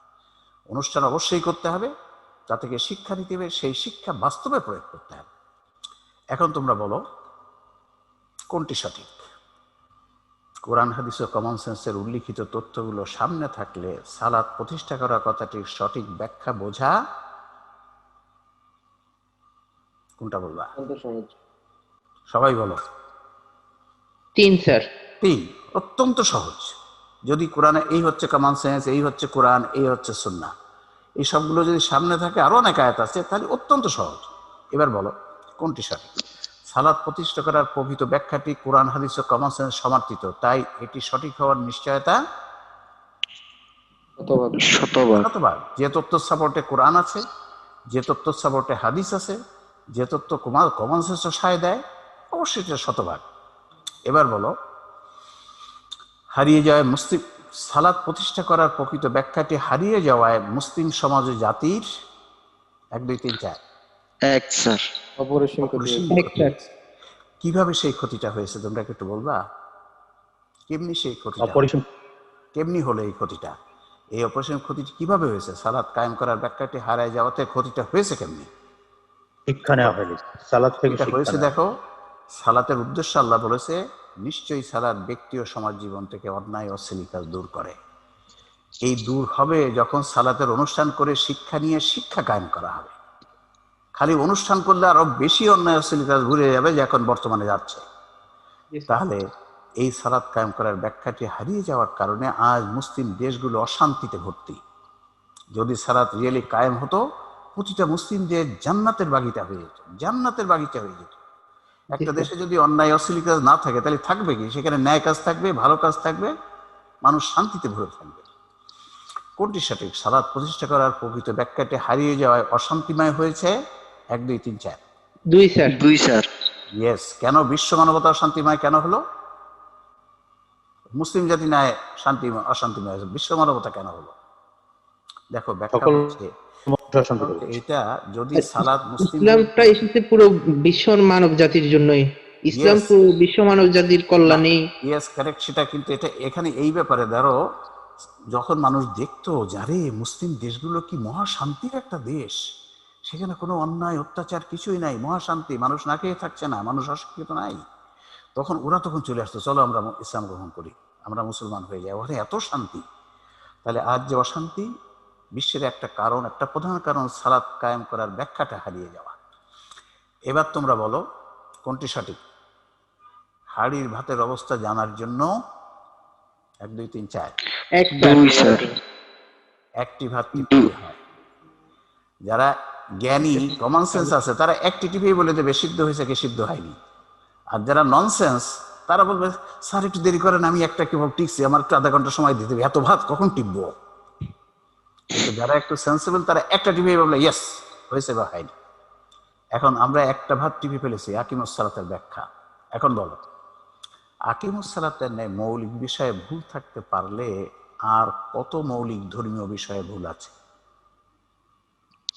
3 স্যার। সবাই বলো। প্রায় সব। 4 স্যার। আর রাইট, 3 অথবা 4। 4। Very respected sir. Participants. Highest 3 অথবা 4 দুটোই বলা যায়, 3 তো নিঃসন্দেহে বলা যায়। আমি তোমাদেরকে জিজ্ঞেস করব, একটা জাতির অধিকাংশ মৌলিক বিষয়ে ভুল, অধিকাংশ মৌলিক বিষয়ে ভুল,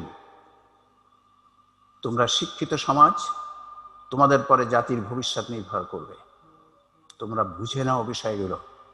এই জাতির অধিকাংশ মৌলিক বিষয়ে ভুল, কাজেই তোমাদের কি করতে হবে তোমরা সিদ্ধান্ত নিতে পারো।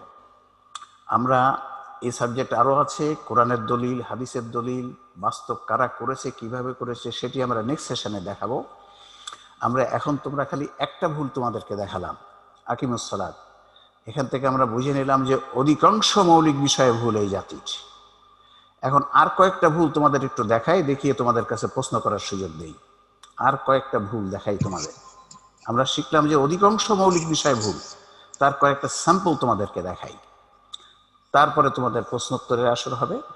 এরপরে আমরা পরবর্তী সেশনে আবার এখান থেকে শুরু করব, যে এই কোভিড-19 সহ এই সাবজেক্টটা। চলো তোমাদেরকে দেখাই আর কোথায় কোথায় ভুল, তার কয়েকটা তোমাদেরকে দেখাই।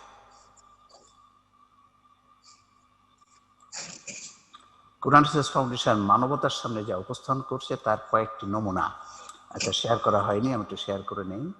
আমরা বলছি যে কোরআন রিসার্চ ফাউন্ডেশন খালি বাংলাদেশ নিয়ে কাজ করছে না, মুসলিম উম্মাহ নিয়ে কাজ করছে না, বিশ্ব মানবতা নিয়ে কাজ করছে, বিশ্ব মানবতা নিয়ে।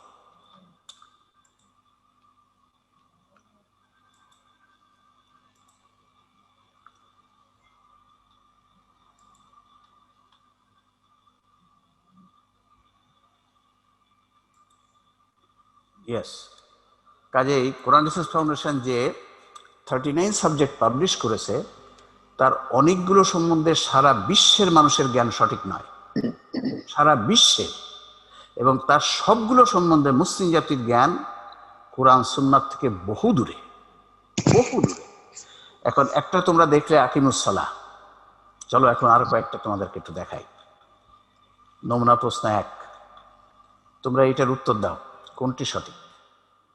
জেনারেল যত সাধারণ জ্ঞান, কমন সেন্স যত সাধারণ জ্ঞান, উভয়টি সঠিক, কোনোটি সঠিক নয়, কোনটা বলবা? উভয়টি স্যার। উভয়টি সঠিক, সবাই বলো। 2 2 সঠিক, তাহলে 1 কি হবে?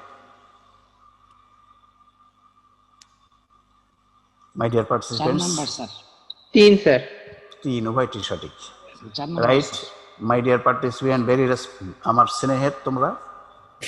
এই জেনারেল নলেজ এবং কমন সেন্স এই দুটি কথা সারা বিশ্বের মানুষ অহরহ ব্যবহার করছে, বাট সারা বিশ্বের মানুষের প্রকৃত অর্থটা জানে না। ইয়ং জেনারেশন, ইবলিস কোথায় নিয়ে গিয়েছে, মানবতার শত্রু ইবলিস, যে জেনারেল নলেজ আর কমন সেন্সের প্রকৃত অর্থটি সারা বিশ্বের মানুষ জানে না। এরপরের স্লাইডটা দেখলে তোমরা বলবে হ্যাঁ তাই তো, এ তো ভাবি নেই কখনো। দেখো কি এই জেনারেল নলেজ আর কমন সেন্সের কি হচ্ছে তার প্রকৃত অর্থটা। দেখো তো তোমরা এই স্লাইডটা ঠিক আছে কিনা। জেনারেল নলেজ অর্থ হচ্ছে অর্জিত সাধারণ জ্ঞান, আর কমন সেন্স অর্থ হচ্ছে জন্মগতভাবে আল্লাহ প্রদত্ত সাধারণ জ্ঞান। ঠিক কিনা কথা? জেনারেল নলেজ হচ্ছে যে জ্ঞানটা লেখাপড়া বই পুস্তক পড়ে শিখতে হয় অথবা লেকচার শুনে শিখতে হয়, কিন্তু কমন সেন্স এটা জন্মগতভাবে সকল মানুষকে দিয়েছে, পৃথিবীর সকল মানুষকে। আমাদের গ্রামের শিক্ষক, গ্রামের কৃষক, যার অক্ষর জ্ঞান নাই, নিরক্ষর, সে নিরক্ষর হতে পারে, মূর্খ হতে পারে, কিন্তু সে কিন্তু বেয়াক্কেল নয়, ঠিক কিনা? সে কিন্তু বেয়াক্কেল না, তার কিন্তু আকল আছে, তার কিন্তু কমন সেন্স আছে। তাকে যদি তুমি জিজ্ঞাসা করো সত্য বলা ভালো না খারাপ, ও বলবে ভালো, মিথ্যা বলা ভালো না খারাপ, বলবে খারাপ, চুরি করা ভালো না খারাপ, খারাপ, ডাকাতি করা ভালো না খারাপ, খারাপ, জিজ্ঞাসা করো অসংখ্য কথা, সে উত্তর দিয়ে দেবে। কোথায় পড়লো, কোত্থেকে জানলো? জানলো কোত্থেকে? এই কমন সেন্স যেটা আল্লাহ সকল পৃথিবীর সকল মানুষকে দিয়ে দিয়েছে জন্মগতভাবে।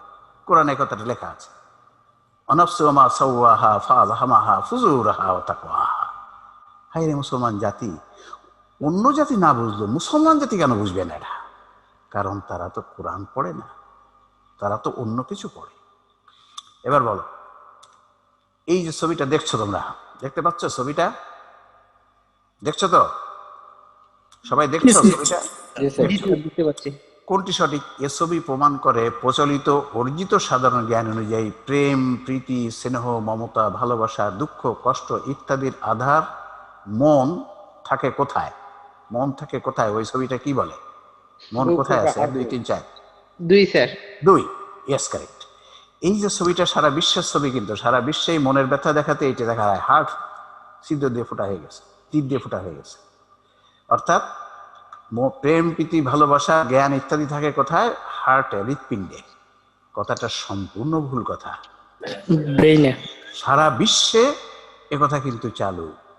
তাহলে দেখো, জ্ঞান থাকে এখানে, জ্ঞান কখনো বুকে থাকে না, জ্ঞান বুকে থাকে না, এইখানে থাকে জ্ঞান। দেখো এই যে এই হার্ট হচ্ছে এই যে বুকে, এখানে এই হচ্ছে হার্ট, আর জ্ঞান থাকে এখানে।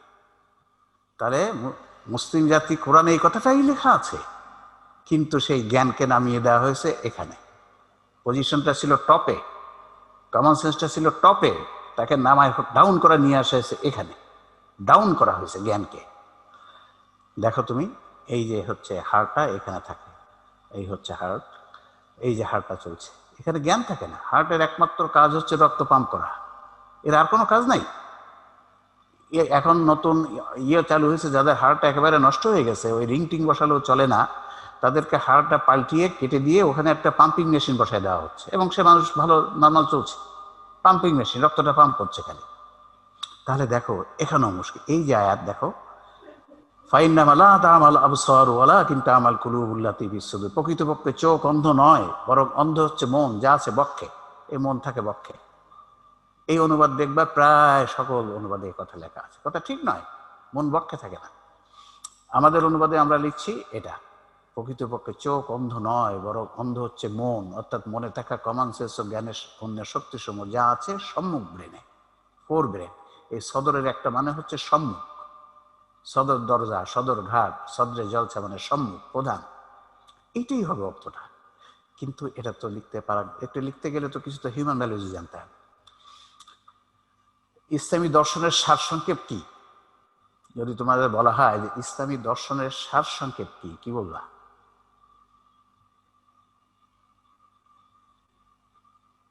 দেরি হচ্ছে না, বলতে পারছি না, কিন্তু ইসলামী দর্শনের সারসংক্ষেপ তোমাদেরকে মনে করতে হবে, প্রতিটা মুসলিমকে মনে করতে হবে এবং পৃথিবীকে জানাতে হবে। সারসংক্ষেপ হচ্ছে এটি: দুনিয়ার জীবনকে সুখী, সমৃদ্ধ ও প্রগতিশীলভাবে পরিচালনা করে পরকালে মুক্তি। এটা হচ্ছে ইসলামী দর্শনের সারসংক্ষেপ। দুনিয়ার জীবনে সুখী হতে হবে, সমৃদ্ধ হতে হবে। ইসলাম গরিব থাকার জন্য আসেন, ইসলাম দিতে বলেছে, নিতে বলে নাই। আর প্রগতিশীল, প্রগতিশীল মানে কি? আজকে হেঁটে চলছো, কালকে বাইকে, পরের দিন মোটর সাইকেল, তারপরে কার, তারপরে হচ্ছে টয়টো কার, তারপরে হচ্ছে মার্সিডিজ, তারপরে রোলস রয়েস, তারপরে হচ্ছে প্লেন, তারপর হচ্ছে রকেট। এটা হচ্ছে প্রগতি। আর বর্তমান প্রগতি হচ্ছে কি, কত কাপড় কম পরে পারবা, তাই তো প্রগতি। ইসলাম এই প্রগতিতে বিশ্বাস করে না, এই প্রগতিতে ইসলাম বিশ্বাস করে না। সুখী, সমৃদ্ধ, প্রগতিশীল ইসলাম পালন করলে তাই হবে, এবং এর মাধ্যমে আমাদের পরকালে মুক্তি পেতে হবে। এরপরে বলো, আল্লাহর তাৎক্ষণিক ইচ্ছা ব্যতীত গাছের পাতাটিও পড়ে না, সঠিক না ভুল? বর্তমানে আমরা কি জানি, সঠিক না ভুল এইটা কথা? সঠিক ভুল। স্যার। আমরা জানি সঠিক। আমরা সঠিক এটাই জানি, সারা বিশ্বের মুসলমান সঠিক এটাই জানে, সারা বিশ্বের মানুষও এটা জানে। আমরা বলি আল্লাহ, ওরা বলে ভগবানের ইচ্ছা, আর তারা বলে গডের ইচ্ছা। সারা বিশ্বের মানুষ এটা জানে। আমি যখন লন্ডনে ছিলাম, আমার যে টিচার ছিল, it's God's wish, it's God's wish, এ কথা বলতো। আচ্ছা দেখো তো, তুমি একটু চিন্তা করো দেখি, এটা প্রায় শতভাগ মানুষ এটা বিশ্বাস করে। পরের স্লাইডে যে গানটা, এই গানটা রচনা করা হয়েছে কোন বিশ্বাসের ভিত্তিতে? এই যে দুনিয়া কিশোরে জাগিয়া কত যত্নে বানাইছেন সাই, ছায়াবাজি পুতুল রূপে বানাইয়া মানুষ, যেমনি নাচাও তেমনি নাচি, পুতুলের কি দোষ। কোন ধারণা বিশ্বাসের ভিত্তিতে এই গান রচনা করা হয়েছে? এই গানটা রচনা যে করেছে হ্যাঁ বাউল। ধারণাটা, বিশ্বাসটা কোনটা? যে আল্লাহর ইচ্ছায় সব হয়। কাজে আল্লাহ তুমি যেমনি নাচো আমি তো সেমনি নাচি, আমার কি দোষ? আমি মদ খাই, গাঁজা খাই, তোমার ইচ্ছা খাই। আমি মদ খাই, তোমার ইচ্ছা খাই। আমি চুরি করি, তোমার ইচ্ছা করি, আমার কি দোষ? সব আল্লাহর ইচ্ছা হয়। কথাটা ঠিক নয়, কথাটা ঠিক নয়। এ কথাটা সারা বিশ্বের মানুষ জানে না, কিন্তু মুসলিম জাতি কেন জানলো না? দেখো তো কোরআনের এই আয়াতে কি বোঝা যায়? মানুষ শুধু তাই পায় যার জন্য সে চেষ্টা সাধনা করে। কই তো মানুষের ইচ্ছা হয়, আল্লাহর ইচ্ছায় কই হয়? এখানে লেখা আছে ইন্নাল্লাহা লা ইউগাইয়িরু মা বিকাওমিন হাত্তা ইউগাইয়িরু মা বিআনফুসিহিম, নিশ্চয়ই আল্লাহ কোনো জাতির অবস্থার পরিবর্তন করেন না যতক্ষণ না জাতির লোকেরা নিজেদের অবস্থার পরিবর্তন করে। কিন্তু কোরআনে আবার কিছু আয়াতে আছে কুলিল্লাহুম্মা মালিকাল মুলক তুতিল মুলকা মান তাশাউ ওয়া তানজিলুল মুলকা মিম্মান তাশাউ, যার ইচ্ছায়, আমার ইচ্ছায় কেউ রাজত্ব পায়, কেউ রাজত্ব হারায়, কেউ সম্মান পায়, কেউ সম্মান হারায়।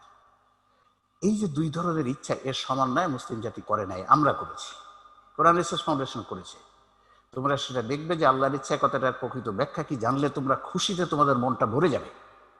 চমৎকার চমৎকার, god the answer, god the answer, god the answer. করেনি মুসলিম জাতি এর কাজ, করতে দেওয়া হয়নি। করে নাই না, করতে দেওয়া হয়নি। ওই ইবলিস করতে দেয়নি। বলো বেটা, আল কোরআনের সবচেয়ে ভালো তাফসীর গ্রন্থ কোনটা? 1 2 3 4 5 6 7টা আছে এখানে, কোনটা বলবা? বর্তমান সমাজে ইবনে কাসির। ইবনে কাসির। আর কেউ কিছু বলবা? 6 স্যার। 6 তাফসীরুল কোরআন। ইয়েস, মুসলিম জাতিকে জিজ্ঞাসা করলে এইরকম কিছু একটা বলবে তোমরা যা বলেছো, কিন্তু কথা সঠিক নয়, উত্তর সঠিক নয়। কোরআন। ইয়েস। আল্লাহর করা তাফসীর গ্রন্থ কোনটা? আল্লাহর করা তাফসীর গ্রন্থ যেটা, সেটাই তো সব থেকে ভালো তাফসীর হবে, ঠিক কিনা? জি যে স্যার। তাফসীর গ্রন্থ আল্লাহ করেছে সেইটাই হবে সব থেকে ভালো তাফসীর। আল্লাহর করা তাফসীর গ্রন্থ হচ্ছে আল কোরআন। এই কোরআনটাই হচ্ছে আল্লাহর তাফসীর। কোরআনের মূল আয়াত হচ্ছে মাত্র 500টি, আর বাকি সব হচ্ছে তাফসীর, ব্যাখ্যা। কোরআনের একটি আয়াত আর একটা আয়াতকে ব্যাখ্যা করে। তাহলে কেউ যদি তাফসীর পড়তে চায়, প্রথমে পুরা কোরআনটা, যারা আরবি জানে তারা আরবিতে পুরা কোরআনের সরল অর্থটা পড়ে যাবে। আর যারা আরবি জানে না, যে কোনো একটা ভালো অনুবাদ কয়েকবার খতম দিয়ে ফেলবে, তারা আল্লাহর তাফসীর জেনে ফেলবে। এরপরে অন্য যে কোনো তাফসীর পড়ো। আল্লাহর তাফসীর না পড়ে অন্য কোনো তাফসীর পড়া উচিত নয়। আমরা ডেটা নিয়েছি, বর্তমানে যারা মাদ্রাসায় পড়েছে তাদেরও 5 থেকে 7 জনের ব্যক্তি পুরা কোরআনের অনুবাদ পড়ে নাই। আর সাধারণ ব্যক্তিরা আরো বাদ দিলাম, পড়ে নাই। আল্লাহ তাফসীর না পড়ে অন্য তাফসীর পড়লে মহাবিপদ, যে বিপদ মুসলমান জাতির হয়েছে। কোনটি সঠিক? সহিহ হাদিস বলতে বোঝায় 1 2 3 4।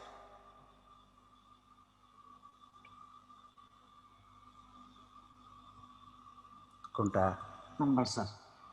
উভয়টি সঠিক। উভয়টি সঠিক। ইয়েস, বর্তমান মুসলিম জাতিকে জিজ্ঞাসা করলে এর যে উত্তর দেবে, অধিকাংশ মসজিদ যে উত্তর দেবে সেটা সঠিক নয়, অধিকাংশ আলেম যে উত্তর দেবে সেটা সঠিক নয়। আমি হতবাক হয়ে গেছি এসব দেখে। আমি যখন দেখলাম যে কোরআনের বিপরীত কথা হচ্ছে সহিহ হাদিস, আমি তখন হাদিস পড়লাম যে কি বাবা, দেখি জানি সহিহ হাদিসের ডেফিনেশনই জানে না মুসলিম জাতির অধিকাংশ। তোমাদেরকে সেটাও আমরা দেখাবো সহিহ হাদিসের ডেফিনেশনটা কি। এটা লাস্ট প্রশ্ন। এখন তোমাদের কাছে প্রশ্ন চলে যাবে, পৃথিবীর কতজন মানুষ ইসলামী শিক্ষায় শিক্ষিত? মানে মাদ্রাসা শিক্ষা বা ইসলামী শিক্ষায় কতজন পৃথিবীর? কিন্তু খুব কম। খুব কম, খুব কম। না, তোমাদের উত্তর সঠিক হয়নি। তোমরা কিন্তু হাইলি কোয়ালিফাইড পারসনস। মুসলিম জাতিকে জিজ্ঞাসা করলে পুরা জাতি এই উত্তর দিবে, প্রায় 99% মুসলিম এই উত্তর দিবে, কিন্তু সঠিক নয়, সঠিক নয়। দেখো, আল্লাহ আমাদেরকে যে একটা ক্লাস নিয়েছিল সকল মানব রূহকে, তোমরা কি জানো? কোরআনে লেখা আছে আল্লামা আদম আল আসমা কুল্লাহা, সকল মানব রূহকে ক্লাস নিয়ে একটা আসমা শিখাইছিল। সেই ক্লাসে আমরা সবাই ছিলাম, পৃথিবীর সকল মানুষ ছিল। অর্থাৎ পৃথিবীর সকল মানুষ মাদ্রাসায় পড়েছে। কোন মাদ্রাসা? পৃথিবীর মহাবিশ্বের শ্রেষ্ঠ মাদ্রাসা। শিক্ষককে মহাবিশ্বের শ্রেষ্ঠ শিক্ষক আল্লাহ রাব্বুল আলামিন। ওয়াল্লামা আদম আল আসমা কুল্লাহা সুম্মা আরাদাহুম আলাল মালায়েকা ফাকালা আম্বিউনি বিআসমাই হাউলাই। কি চমৎকার কথা! হারিয়ে ফেলেছে মুসলিম জাতির সকল কথা। গভীর ষড়যন্ত্র করে কাজ করা হয়েছে। তোমাদেরকে নিয়ে আমরা সেই কথাগুলো তোমাদের মাথায় দিয়ে দিতে চাই। আমাদের 39টি বই হচ্ছে এই গবেষণার থেকে, এই ষড়যন্ত্র থেকে মুসলিম জাতি এবং বিশ্ব মানবতাকে উদ্ধার করার প্রচেষ্টা। আমরা তোমাদের মাথায় এই কথাগুলো দিতে চাই। তোমরা বুঝিয়ে শুনে নিবে, যাচাই করে নিবে, ভালো করে যাচাই করে নিবে। তারপরে কি করতে হয় তোমাদের মতো মানুষরা সে সিদ্ধান্ত নিতে পারবে।